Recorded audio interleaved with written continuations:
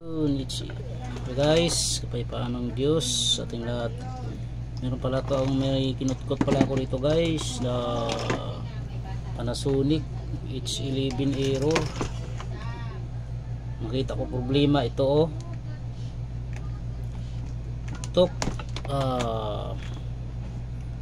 papalitan ko pa ito kung ito shorted na to. Ayan guys oh, shorted na oh. Ayan itong varistor nya. Ayan, tingnan natin na yung iba. Tingnan ko muna yung ibang parts kung may shorted. Pag ganyan guys nag short, may posibilidad tinamaan yung ating itong diode nya. Magkadugtong yan guys to oh. Ayan, tingnan natin na sana walang short na iba. Ayan, wala naman.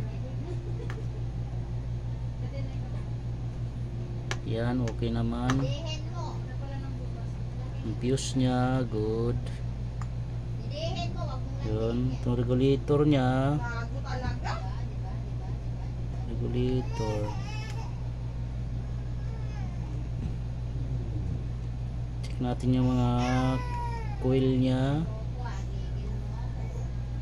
Ayan, goods naman. Diode, photo 1.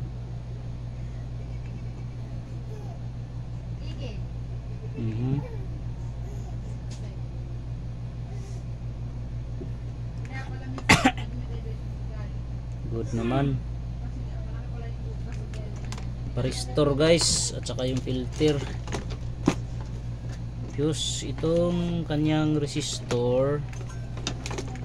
Check ko to kung ano to, kung goods pa. 10K ito, 10K. Okay, good naman. Okay, good naman. Itong diode nya 5. Yan, nangitim kasi yung ano guys oh, dito oh.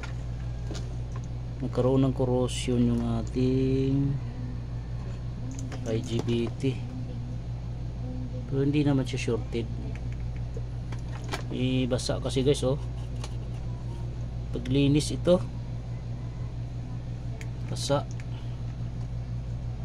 Ayan, palitan ko muna tong dalawa na to, tapos yung fuse palitan ko muna yan. Varistor, hanap tayo ng varistor. Nagtatapon ko pa naman yung Panasonic ko na board. Hanap ko na ako guys. Ako ay maghahanap. Hanap ako ng varistor.